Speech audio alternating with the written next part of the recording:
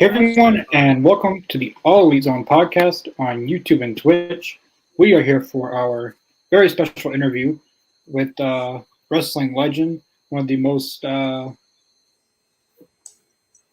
in introduction can't praise how much legacy the Von Erich family is. But we are joined by the legendary Kevin Von Erich. We appreciate you taking the time to do this interview.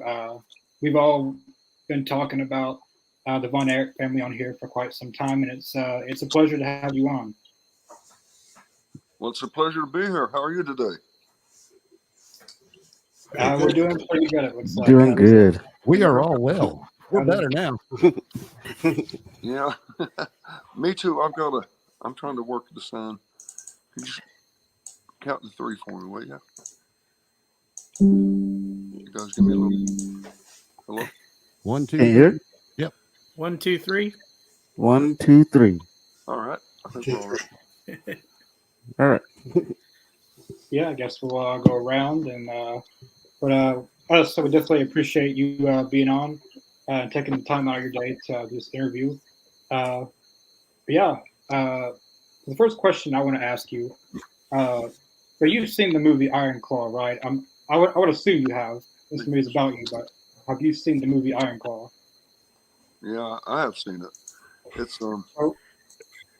Yeah, it's a good movie. You know, it's a movie. It's not like historic necessarily, but excuse me. You know that I tried to give them some leeway, being how they had tried to cover 10 years in just 2 hours. I knew it would be tough. You know, a lot of information out there, but all in all, they spent a lot of money on it, and I thought it would be good for the business, good for my sons, and good all around. And so I went ahead and endorsed it. But as far as wrestling fans know, they know my dad and know back in those days, and so then maybe have known a little different Von Erichs than were portrayed out there. But we were, we had a great time. But it's a movie, so what do you expect? It's entertainment. So I just thought, well, let everybody have fun. So how did you feel that Zac Efron played your character? Do you think that he portrayed the personality of Kevin Von Erich like you would have portrayed it, like you would have been back in that time? Well, actually, I feel like it would have gone a lot better if we would have met each other. Because I never met the guy. I didn't know they were going to make a movie. I didn't know a thing. I was out in the hammock one day feeding my duck. My daughter came out and told me that you're making a movie, and then so I said, "Get me that director on the phone. I want to, kind of get in on this, find out what's going on." And so I called the guy. Big, real nice guy. He was from England, and he watched out on the I guess Screen Sport out there. But he'd always loved Von Erich, so he was really looking forward to doing the movie. I thought seemed pretty good, so I kind of had to trust him, But yeah, I'm glad I did. They're good people. They tried their best. They did a good film. And as far as the story is concerned, there are a lot of details that weren't really that way. But the gist of the story was that, we were raised rough. We had a rough dad, but he was born back in the Depression, 1929, and in those days, a man had to be tough, and a man has to be tough today too, believe it or not. And that's what I think the story says. My story would be like a lot of us get kicked, and we get down, and we start to think, maybe I can't fight out of this. Maybe too much for me, but not too much for you. Just keep fighting, keep trying, keep doing your best, because as bad as it looks, a bright day is on the way. You trust God, you do your very best, can't go wrong. Keep on fighting, keep doing your best. I think the movie I hope the movie gives that kind of uplifting kind of feeling to people, because a lot of people have had it just worse than I have, a lot of disasters happen to not just Kev here, but a lot of people have had it.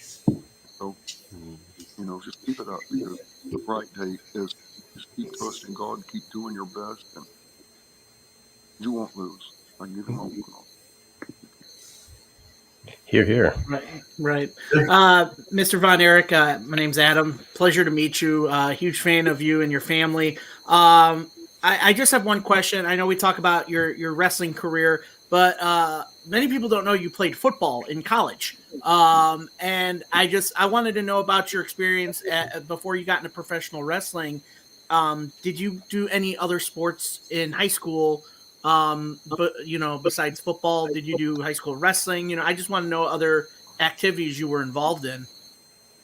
Well, I did, and in high school I was a high hurdler. I ran the high hurdles and the low hurdles, and also the high jump. I jumped 6'6", and it was like the bar was over my head, and I thought, man, I can run high jump. It still went down to the state finals in Austin, and most of those guys were about 6'8", 6'9", when they started jumping at about 6'. So I couldn't believe they really outclassed me. So I thought, well, maybe being a high jumper isn't my thing, but there are a lot of guys that were really good at it. And, it's just anything that you do your whole life that you devote yourself to, you get great at it. And, I was a football player first. Okay. Hi. My name is Sai. And as a massive mental health advocate myself, I was just kind of wondering if you have any notable changes, if any, in the way that the industry handles mental health. Oh, mental health. Yeah, I guess so. There are a lot of people and I think I understand your question. I hope I do, Sugar. But the thing is that if I could help in any way as far as suicide and the kind of suicide that's going on in the country today, let me say, folks, whoever you are, don't consider such a thing. Because right now you may not be able to see the other side, and you think I can't win this, but don't give in to that weakness. You fight, and I guarantee you, suicide is the most terrible, destructive thing you can do to yourself. There really is a devil. Don't you think there's not? He may have fooled a lot of people that he doesn't exist, but he does, and he wants you dead. He doesn't want you to enjoy your day. He's a thief. He wants to take every good thing away from you. So you just know that you're being attacked. Keep on fighting hard, and you'll get out of it, and it'll get better. Just know that. Don't give in to that weak voice, that destructive weak voice. That's good advice. Well, my name is Mr. Jacobs. It's a pleasure to have you on. An honor to have you on. One thing I wanted to know is your first time going to Japan, first time working there. Can you tell us about the culture shock and how the audience is different from the American audience here in the States? And pretty much just your first time all around working there. Yeah, they are the first couple of matches. You don't even hear one person clap or anything. They're so reverent. They're just like treat it like tennis. Yeah, you've really got to get used to it. They really just like they just sit there. I was going on right after Bruiser Brody one time, and Brody had his chain, swinging his chain around, and the people were scared to death of him, and so the people are running from him, and Frank loses his balance and falls on this lady with holding her two kids. They kneel on the floor there, and Yeah. so Frank fell right on top of him, and I thought, oh man, lawsuit. But no lawsuit. She just bowed and apologized and backed out of the way. I mean, it's just different over there, but they're wild, and when they do really go wild, they do go nuts. My dad was wrestling Giant Bob over there, and those people are so reverent and all that. They've been quiet until Dad's match got out there, and they livened up quite a bit.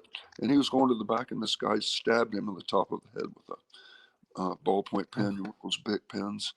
I think we still have them. It broke off in my dad's head. He started chills and all that, and I felt so sad for him. But my dad was tough. And hey, guys, I hope I touched on that enough. My dad was a great man, one of those honorable men I've ever known. Great, Mr. Von Erich. It's a pleasure to meet you, and it's Matt Gracie here from representing the Canadian side of the team. And I did have the pleasure to actually see the Iron Claw in the theater, which I was really entertained, really enjoyed the movie. And I was just going to ask you, I mean, Zac Efron and Jeremy Allen White, are great actors. How did you feel? I mean, their stature is around the 5'6", maybe 5'7", maybe 5'8". Great actors. How did you feel picking them to really portray yourself and your brothers, who obviously your stature was a lot larger than that? Was it more important to have the actors and the acting come through as opposed to trying to match more the size? How did you feel about that? You know, there's a lot of tricks they do. They use lights and all things a certain different way. I think he looked the part, you know, and his body was great. And what a great actor. Let me just say that the people that acted in this, Jeremy Allen White and Zac Efron and Harris Dickinson and Stanley, who played Mike, did great jobs. I mean, they had these little idiosyncrasies that my brothers had that I don't know how they duplicated that, but they fooled even me. And my dad, the guy that played Holt McFarlane, that played my father, I can't say enough good things about him either. What a consummate professional. They all were. And so, you know, I have no complaints there. I think they were professionals and they did a great job. And maybe I do wish I could have talked to them a little bit beforehand, but you know, let's face it, I don't answer my phone. I'm in Kauai. I'm either playing with the grandkids or I'm spearfishing or, you know, swimming or something. So just to follow up on my question there, and maybe because I'm just not familiar with it, you know, the fact that they were, you know, producers were doing a story about your family. Do they have to get permission from you to tell certain things or to, you know, remove certain things from the story, or do they don't have to, you know, say speak to you at all about that? How does that process? You know, I'm glad you asked that because I used to. You got to admit, 20 years ago, I went out to the Hawaiian Islands and we bought a place out there on the mountaintop. You know, really, we're right below the cloud line, and I don't come down except once a month to go to the doctor, you know, and for a checkup and all, but you know, I kind of backed out of society for 20 years, you know, and so I thought, you know, maybe this is a new thing.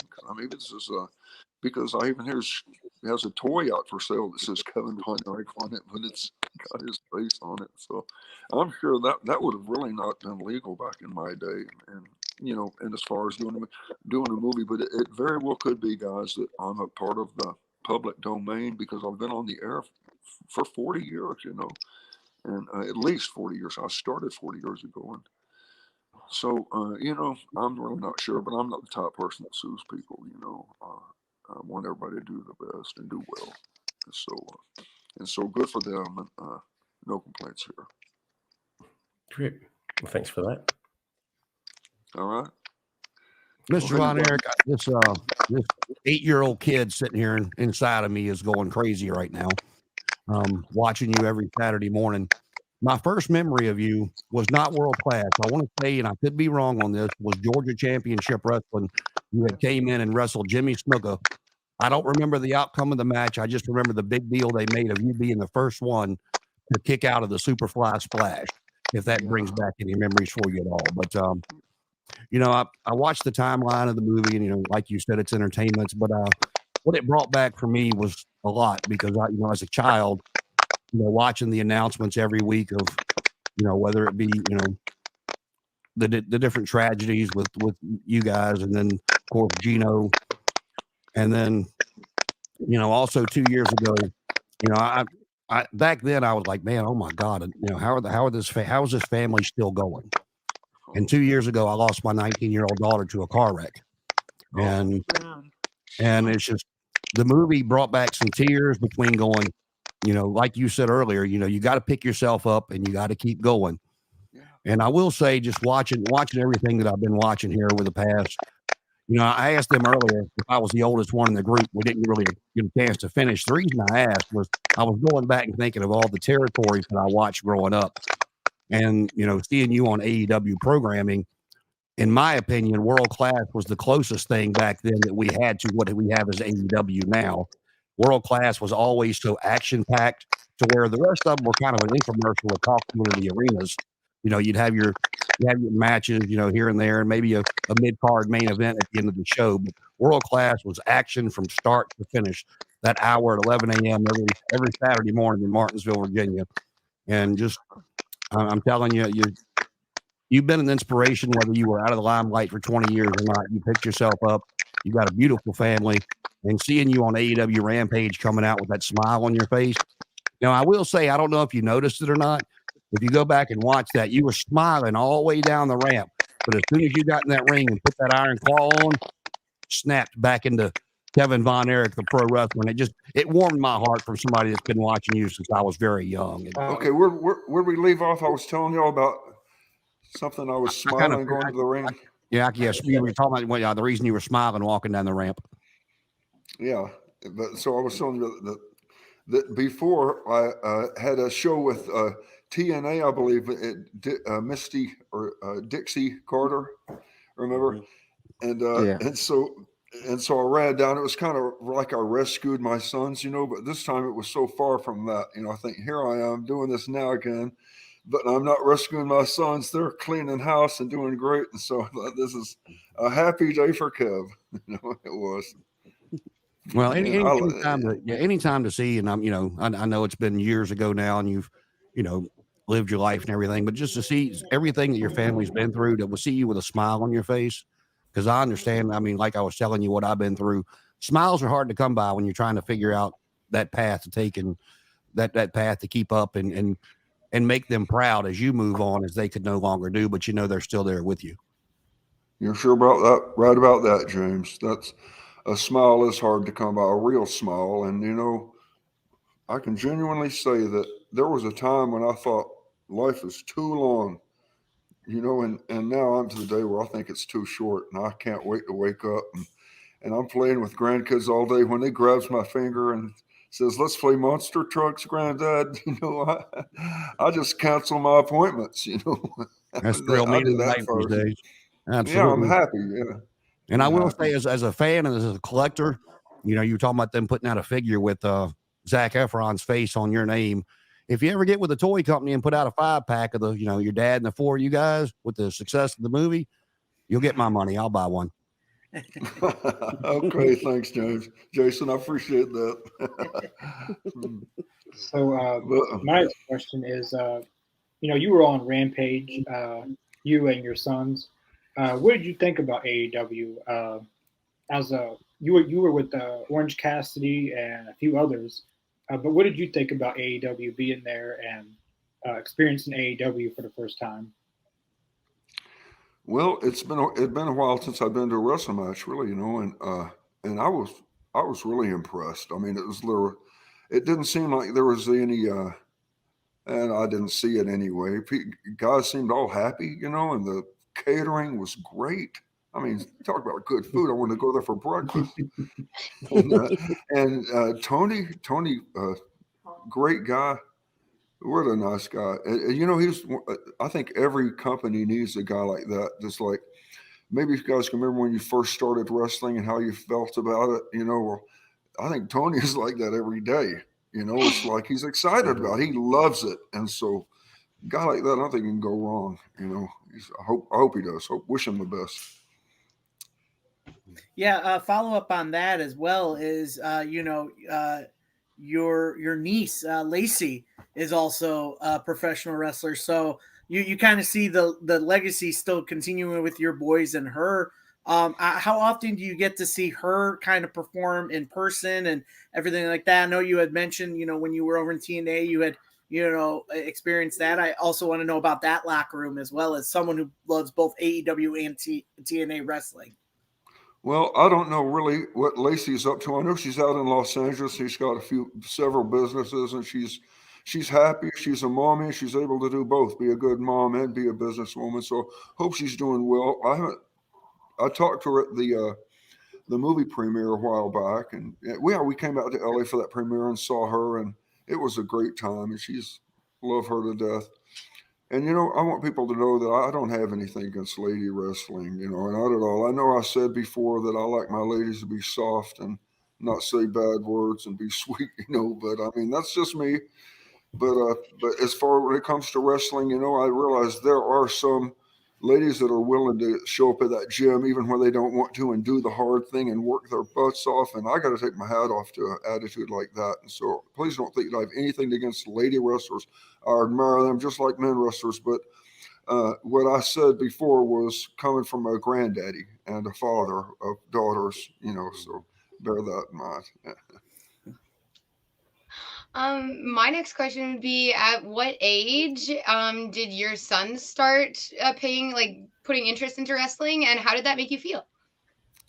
Well, they were kind of like we were, you know. It was like, they, I, for lack of a better way to put it, they didn't have a choice. You know, it was this is what I did. You know, and I was the kind of guy that people ask me why I didn't go to WWE, and I think I've made it pretty clear that I really was a father first. I mean, I've seen a lot of death, I've seen a lot of loss, and I know what's counts and what's important and what's leaving fast, what's going fast, and these good times, you know. And so I wanted to take my family with me as much as I could, and that meant for some rough road trips, but it also meant whenever we got there, they played in the ring just like me and my brothers did, you know. It was like, so they started wrestling probably at 8 or 9, you know, or even younger when they were kids with me, just like Rock did with his kids, Rocky Johnson did with Rock, you know, and all with Dwayne. So it's just kind of, you're born into it. Sometimes you think, hey, I was born into this business. What's your excuse? You know? That's hilarious. Yeah. My turn? Yeah. Yes. Yes. Okay. I'm really glad you mentioned about the lady wrestlers, because the one thing that I really wanted to ask more than anything else is about what I hope you're going to say. Who you're going to say is the most important Von Erich, and the one that gets talked about the least? Your mom. I want to hear more about your mom, because I get the feeling that she's a lot like my grandmother was. God rest her soul. That, you know what, she had 10 sons and finally 3 daughters, but she was the one who, you know, whatever that family accomplished, there was nothing that family accomplished without her. And Yeah. I would really like to know more about your mother. Anything you'd like to say, please. Well, thank you for giving me that opportunity, Amir, because the truth is, after you watch this movie, you'll think, well, how could Doris say that? And he called her Dottie. My dad called her Dodie, not Dottie. But he said, how could she? You would wonder, how could she say that? But where she said, Mom, I need to talk to you. She said, talk to your brothers. That's what they're for. My mom would have never said that at all. My mom was the kind that, okay, let's say I had a fight at school. You know, I was a big brother and I had a lot of fights. And so I got beat up, you know, but I wouldn't tell anybody, you know. Tomorrow I'm going to try something different. I'm probably going to get beat up again, but I'm going to try something to win. I'm not going to go at it knowing I'm going to get beat, you know. Anyway, so she'd sit on my bed and say, how'd school go? I'd say, oh, fine, Mom. I said, oh, yeah. And I'd be giving her all these dodge questions that she'd really get to talking to me. Pretty soon okay, I'm going to beat that guy up. Don't tell Dad, though. You know, she would get to the bottom of it. You know, she'd get to the bottom of it. I'm so glad she was there. But I wouldn't have talked about this stuff, you know, but she was there. She was a good mom. I wish everybody should know. She deserves to know the truth. That's beautiful. Yeah. Thank you. Thank you for that. Thank you. Oh, yeah. I'd love to hear more about her, but we don't have that much time, I'm sure. But, yeah. I could go on. She was something. She was a Cajun girl, you know, and so anytime there was a New Year's or Super Bowl, we had gumbo, and so we ate so much good Cajun food when she was such a good mom. Yeah. Jealous. That's awesome. Yeah. I think one of the feuds that really I think a lot of people that are world class fans remember, I think, is the Freebirds versus the Von Erichs. Yep. Can you take us back and share with us how real that heat was with the fans? Oh boy. Well, as far as real heat, you know, that's what you want to do is always be in control and never lose your temper. You know, even though it might make good TV. It's like we have next week and tomorrow. We worked with us against each other a lot, and we had a pretty good understanding that everything that wasn't the nose, the teeth, or the low blows was legal. You know, because priority one was make a great TV show, and And so we'd do our TV shows, but then we'd had a road show, you know, we'd be in San Antonio, we'd be in Fort Worth, we'd be in other towns, and it was the same rules. And so we really got beat hard, beat each other hard, especially when we had those leather strap matches. I mean, they make really physical scars on your back. I still have, you know, and it was like, but it was great TV, and it was, you know, it was the attitude. If they can take it, I can take it. You know, it was like, I think most Von Erichs were a little more used to that leather strap than they were, to tell the truth, though. I know my dad told us, yeah. Well, you know, I'm not ashamed. Hey, we were raised rough, you know, and I there are a lot of things I took from my youth that I didn't want to carry on into my son's youth, you know, but pretty much all of them, except the one, you know, I had to make 85 at least. And Dave and Kerry did too. 85 on your report card, you know, because in Texas we have that. I think that would be a B plus, you know, and man, Yeah. B plus, you know, come on. And so I'd be begging the teacher and stuff, you know, and, you know, it wouldn't do it. And so I remember when I couldn't sleep and all that, and he would beat us for that too, you know.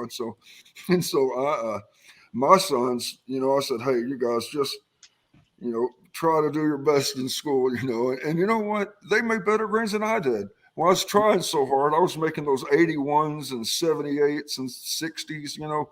My sons made great A's. I didn't believe it. I didn't push them at all. They made A's. Yeah. Go figure. My dad had to take a whip for me to exceed. That's great. Mr. Von Erich, just a question. I know you've had some legendary feuds as a singles competitor as well as in the tag teams. What match or feud do you remember that you feel personally that was the most important to your career, where you came back and said, that was it. That's the one that propelled it.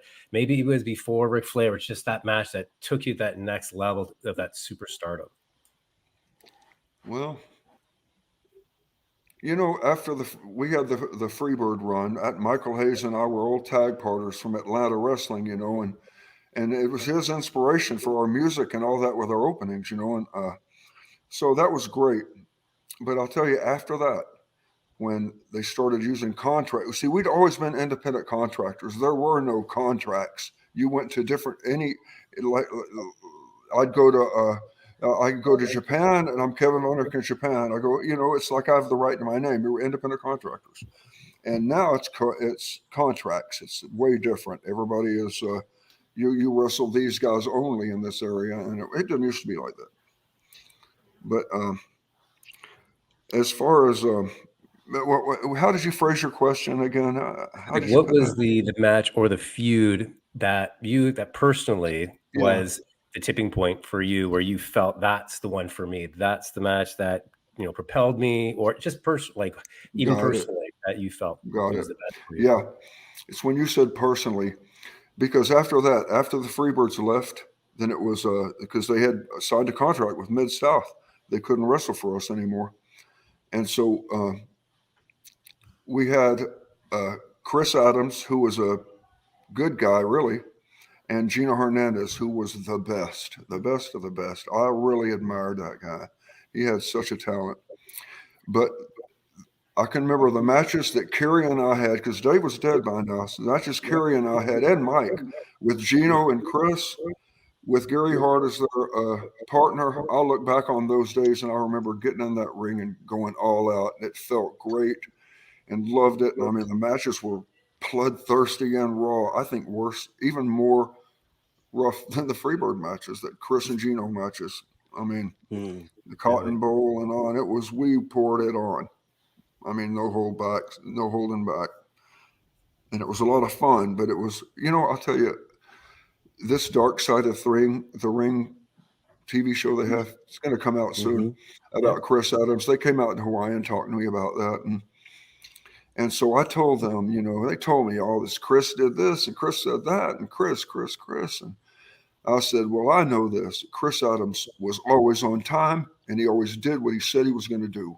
That's a man of his word. And as far as that stuff outside of the ring, I didn't know Chris that way, but I know him to be a businessman that kept his word, and an honorable man too, a man that wouldn't let his you know, he wouldn't let someone weak be stomped on while he was there. And we have good men in wrestling. Steve Austin's like that.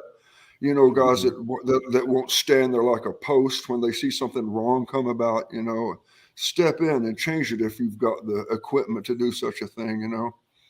And he was like that. So he sure had my admiration. So I went out to England a while back, to the south of England where he's from. I think his parents live in Exeter now, just near Devon, but it's down near Cornwallis, you know, where it's a really cool place. It's super green, but they have palm trees that far north. Can you believe that? It's because that Gulf Stream runs up the east side of America, and that wind comes off of that warm water, and it just makes it tropical there for them. It's like beautiful, and it's a beautiful place. And Chris's parents live there, and they're real nice. And I went and met them and talked to them. I told them what kind of man Chris was, but more importantly, I met his big brother, Neil. Neil is a world champion karate man and for Great Britain, and a beautiful, lovely wife, you know, and I don't say enough about those good folks. And this is probably going to make Chris look pretty bad, but I just like people to know, whatever, he was my friend, and he did right by me, you know. That's all I can say. Yeah. Great. Thank you.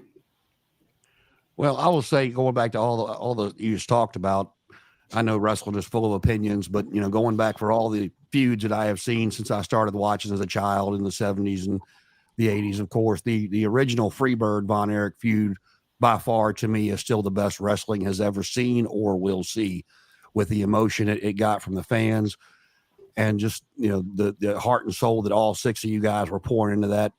And, but you know, you talked about Gino and Chris. I remember the hair versus hair match and watching them act like they didn't know they were going to get their head shaved. They were great. And there was so much talent that came through the world-class doors. You know, Percy Pringle going on to become Paul Bearer, King Kong Bundy, Rick Rude, the Warrior, you know, that went on to do stuff. But I'll tell you, for my money, the one guy that didn't go on past world-class to do anything that really surprised me was Iceman King Parsons. The charisma that guy had, and he was so good in the ring. He could get the emotions flowing, whether he was, you know, cheering getting the crowd to cheer for him, or when they try to do the revival of the Freebirds with him leading it without Michael Hayes. The guy just, to me, delivered. And I always thought he would go a little bit further than he did. Was there anybody in world class that didn't make it bigger outside world class that you thought maybe? Let me tell you, Iceman was something else. He was our buddy, and we did a lot of stuff together. And he was so funny. Well, such a good guy. I remember we were coming back from New Orleans, and we'd buy that boudin sausage outside of town, wrap it up against that engine block, and man, we get about 200 miles away, and we got hot boudin, and man, we ate some good meals. Me and Iceman did, but he was as nice as he was one of the toughest, genuine tough guys y'all ever saw. He was really something else. I really admire him, and hope he's doing great. All my brother, he's a friend to all my brothers too, all of us. But then, shoot, you know, you start saying goodbye to somebody. You don't want to do that, because I remember Junkyard Dog was a good close friend of mine, and we used to do our boudin like that when we'd come back. Iceman taught me, and I taught Dog about it. But we're coming back, and we was real sleepy, and he lived in some little town in Monroe, and it was like 4 a.m. We had to do TV after the show and for Bill, and so we spent the night in the trailer, and he had a trailer outside of town, and we spent the night, and I'm sleeping on the couch in the living room, and he's back there in the bedroom, and so it's about daybreak. I always wake up at daybreak, you know. My eyes are just noticing motion around me, and I can feel a lady walk by me and then walk back, and and and I heard in the back, and she said, "That better not be Carrie." She said, "It's Kevin. It's Kevin." It was so funny. I love her. She's an angel, but I mean, she didn't want any more of that curry. He'd been having trouble with him, and Junkyard Dog had been got in trouble late for shows and stuff, and they're always going too far, you know. But that better not be Carrot. That's hilarious. Yeah. Because he said, "Who's that on the couch?" He goes, "Oh, it's one of them Von Erich boys. It better not be Carrot." Yeah. Yeah. Kerry was that way. I remember, this is a crazy story. It's never come out, but the superstar quarterback, Terry Bradshaw, a great guy, nice guy. Well, he and Kerry has these friends all over the rock and roll business, like the guy Steven Tyler is one of his buddies, and the Matthew McConaughey, the movie stars. Everybody loved Kerry. And you know what? My hearing is bad. I meet these people, I can't remember their names, so I call everybody buddy. That's my. But Kerry was like a limo pulls out to his yard one day at 3 a.m, and one of them rolls Kerry out in the grass, and they drop him off, and Terry's wife forbid him to see Kerry anymore after that. Wow. I think she was the ice skater girl, is all I believe it was, but it was so funny that they rolled Kerry out like a ball of garbage out of that limo. So funny. I was like, friendship's over. I think they're still buddies. I don't know. I don't know how long it kept up, but it was a wild story. Kerry always surprised me. Oh, geez. One time he told me, he was a BSer. I thought he was a BSer, and I never knew where to draw the line. He said, Kev, guess what I did this weekend? I said, what? And he said, Demolition Derby. I won it too.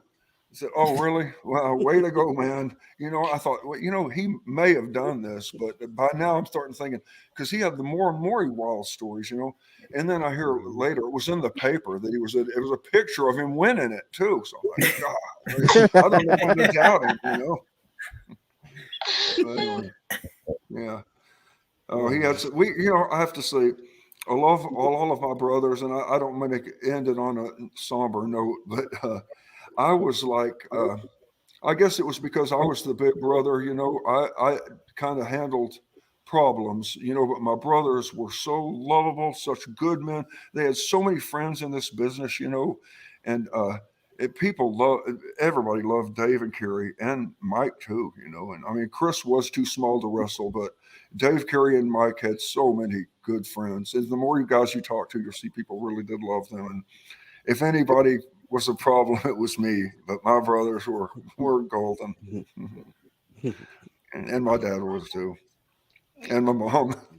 Thank you, Mark. So I wanted to ask one question. So in the movie, you guys have a lot of big breakfasts. So I want to know, like, when you guys would sit down as a family as a meal, like, did you guys really have, in the movie, you guys had the biggest breakfasts that I've ever seen. So what was the Von Erich breakfast like? Connor, it was bigger than that.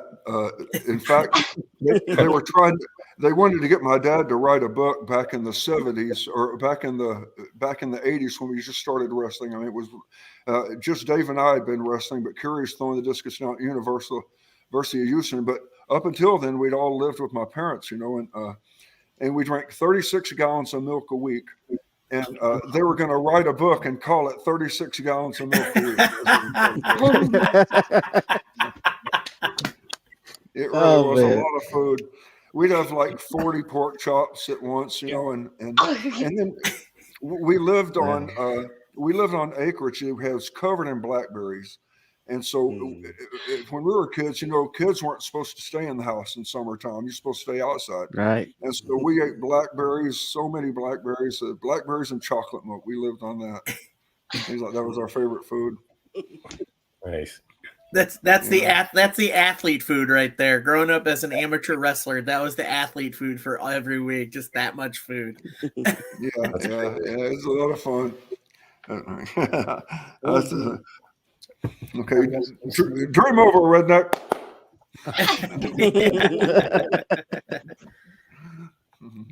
Yeah, we got some listeners. Davis says, "Hey, Kevin." We got one person, Ghostfly TV.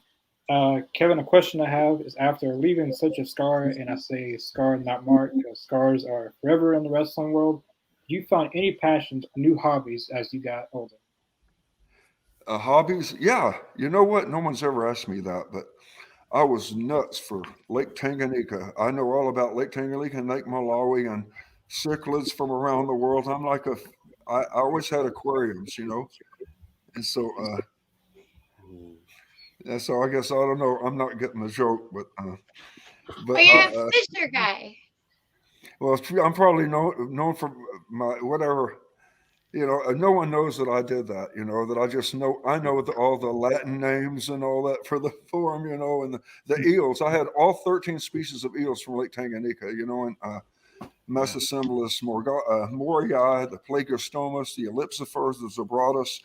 I had then I had the Centodontus species of the catfish, and I had all the Laprologus, the riverine species in the lake.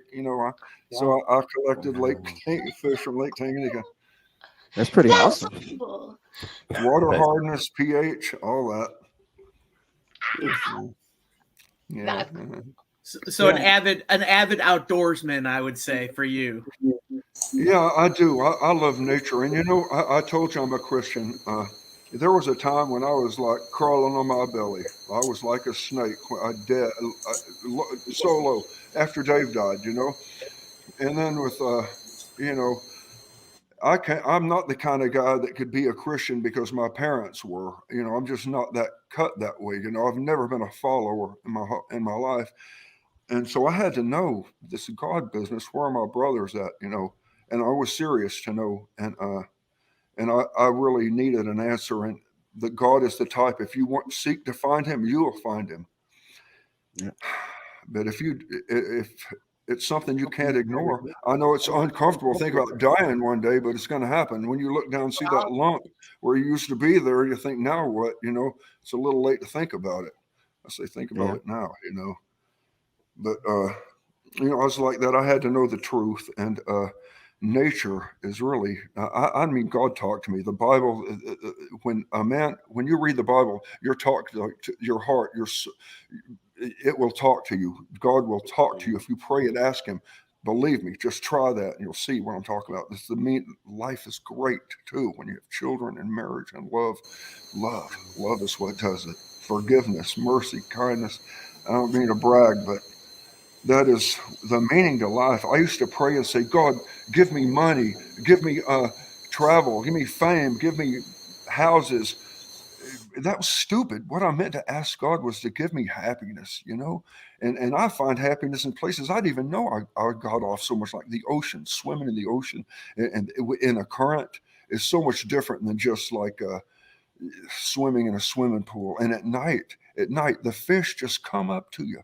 And you can turn your light off and they all come up. You turn the light on, there's lobsters, octopus. It's such a fascinating, beautiful world underwater, and like spear lobsters. I don't know what sound that was. But spear lobsters, what a natural life. I really moved out to Hawaii. I was never going to come back. I was just going to spear my own fish, and that's not what a man thinks when he's 45 years old, when I went out there. But, it's just nature. Nature is where I saw God, and nature where I see His beautiful signature on so many things, mountain ranges and the beautiful things in the ocean, and children laughing, and the good things in life. Man, I see God there, nature. I didn't mean to preach. Yeah, sorry, guys. As a grown man, I'm getting teary eyed. Sorry, Kevin. You're touching our heart, man. So yeah, well, really I understand. I understand where he's coming from. I wish I didn't sometimes, but it's what's inside is what makes you. The only thing that we're actually born into this world to do is die, and what happens in between is up to you. You said it, Jason. That's right. A place to be born, and a place to die. Yeah, that was really good. I gotta say, this one of our best interviews. Tell us, I'd like to hear one thing that you think, if your dad was here today, one thing he would look at in the wrestling business and say, yeah, that's a really good thing that's happened that's different from back in the day. And one thing that you think he would look at and say, boy, that's awful. Huh. I don't know. You know what my dad told me? He said that about these wrestling schools. Dad said that he never heard of a wrestling school back when he was a kid. They didn't have wrestling schools. It was like you were either a football player or an athlete of some kind, and they found you. That was kind of how it happened in the old days. Yeah. But you know what? you know what I do like about these wrestling schools is you look at the caliber of athletes that are in the ring today. And that's because you got all these athletes to pick from. You know, I mean, there's going to be a lot of disappointed guys out there, but the guys you're looking at are, you know, they're fantastic. They're as good as you get, and that's good for our business. You know, so I like that. Yeah. So no complaints for me in that regard. Yeah, this was a really good interview. I feel like I really like your personality. There's not many people who come on here and really speak their truth. So we definitely appreciate you, Kevin. Personally, for me, I really took a lot of the stuff that you said to heart. So I definitely want to thank you for a lot of the stuff that you said today. Well, thank you, Connor. We would definitely love to have you on again at some point. I know we're going to be having your sons on pretty soon. But we definitely appreciate the time that you took for us today. You know, there's a little bit of technical difficulties, but I feel like that we overall had a really good interview. And we thank everyone for watching, for people who watched throughout the interview. And does anyone else got anything they want to say before we close out? No, just thank you very much. Thank you very much, Mr. Von Erich. It was definitely an honor and a pleasure. It's my pleasure, you guys. I hope I got to talk to all of you, and it was my pleasure doing this. If you want to do it again, we'll do it again. Yeah. Thanks very much. Absolutely. Thanks for your time. God bless all of you. Have a great year. You too. Take care. You too, man.